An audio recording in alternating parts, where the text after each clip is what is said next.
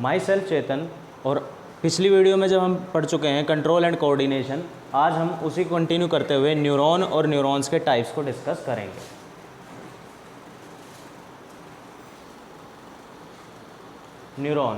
Neuron के बारे में हम पहले पढ़ चुके हैं कि न्यूरॉन जो है वो ज़रूरी होता है इलेक्ट्रिकल इम्पल्स को कंडक्ट करने के लिए। यही होता है जो इलेक्ट्रिकल इम्पल्स को ब्रेन से बॉडी के अलग अलग पार्ट तक और बॉडी के अलग अलग पार्ट तक ब्रेन तक पहुंचाता है। न्यूरॉन का structure paper point of view से इम्पोर्टेंट है। हर बार सीबीएसई के पेपर में ये 2 नंबर का स्ट्रक्चर बनाना आता ही आता है।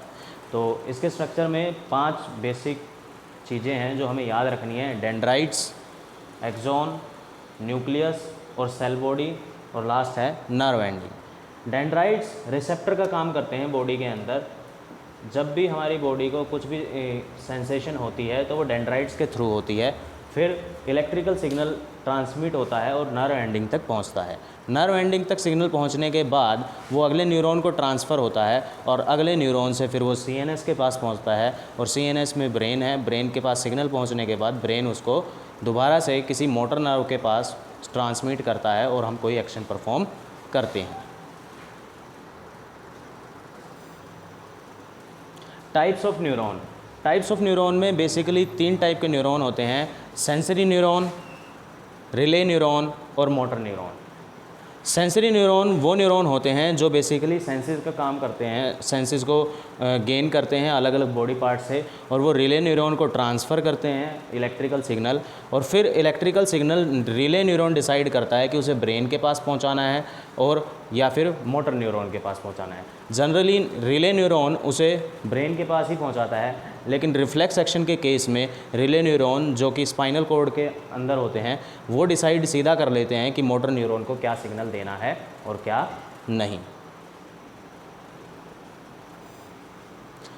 रिले न्यूरॉन, जैसे कि रिले रेस होती है कि एक बंदा दूसरे बंदे को कोई चीज़ पास करता है, फिर वो अगला बंदा दौड़ता है, फिर उससे अगला बंदा उसे पास करेगा, फिर उसे अगला बंदा उसे लेके आगे जाएगा। ठीक वैसे ही रिले न्यूरॉन का काम होता है। सेंसरी न्यूरॉन सिग्नल ट्रांसमिट करता है एक न्यूरॉन को, फिर रिले न्यूरॉन उसको आगे पास ऑन करते हैं धीरे धीरे और वो ब्रेन तक पहुंचता है। न्यूरॉन सारे वही होते हैं, रिले न्यूरॉन और सेंसरी न्यूरॉन और मोटर न्यूरॉन में कोई डिफरेंस नहीं है। बस बात ये होती है कि सेंसरी न्यूरॉन को ही बोल देते हैं तब जब वो सेंसेस को लेके जाता है। रिले न्यूरॉन उसे बोल देते हैं उस न्यूरॉन को जो सिग्नल को ट्रांसमिट कर रहा है आगे, और मोटर न्यूरॉन उसे बोल देते हैं जो आगे एक्शन परफॉर्म करने के लिए यूज़ होता है। Types of sensory neuron.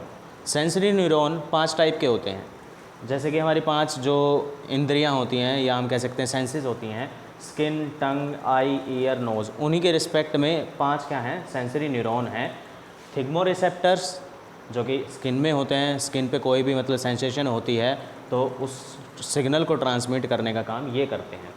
गस्टेटो receptor होते हैं टंग के अंदर, जो भी स्वाद वगैरह हमें पता लगता है, टेस्ट वगैरह, वो सारे गस्टेटो रिसेप्टर की हेल्प से पता लगते हैं।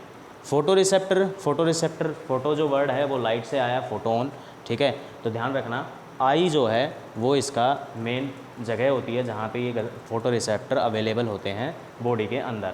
ऑडियो रिसेप्टर ईयर के अंदर होते हैं और ओल्फैक्टो रिसेप्टर्स मौजूद होते हैं नोज़ के अंदर। स्पाइनल कॉर्ड का कल हमने पढ़ा था कि ये सेंट्रल नर्वस सिस्टम का पार्ट होता है। इसके अलावा ब्रेन भी जो है वो सेंट्रल नर्वस सिस्टम का पार्ट होता है, लेकिन ब्रेन से पहले स्पाइनल कॉर्ड आती है जिसके पास सारे सिग्नल्स पहुंचते हैं, या स्पाइनल कॉर्ड ही आगे उन्हें ट्रांसमिट करती है मोटर नर्व के पास भी।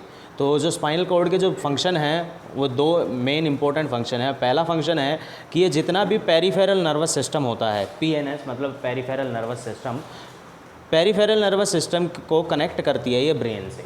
तो जितना भी सेंसरी न्यूरॉन है वो सारे के सारे पेरिफेरल नर्वस सिस्टम से कनेक्टेड होते हैं और पेरिफेरल नर्वस सिस्टम को ये ब्रेन से कनेक्ट करने का काम करती है स्पाइनल कॉर्ड। इसका दूसरा काम होता है रिफ्लेक्स एक्शन। थोड़ा मोड़ा आपको पता भी होगा कि जैसे कि कोई हॉट ऑब्जेक्ट है तो उसे जैसे ही हम टच करते हैं तो एकदम से हमारा हाथ हट जाता है, बिना ब्रेन के फैसला लेने से पहले ही क्या होता है वो एक्शन हो जाता है। मतलब जो क्विक एक्शन होते हैं जो हमारी बॉडी एकदम से कर देती है, चाहे वो डर की वजह से करे, चाहे वो मतलब किसी सिचुएशन में आकर ऐसा होता है, तो किसी भी स्टिमुलाई के रिस्पेक्ट में कोई भी एक्शन अगर हमारी बॉडी इमीडिएटली करती है तो उसे बोलते हैं रिफ्लेक्स एक्शन।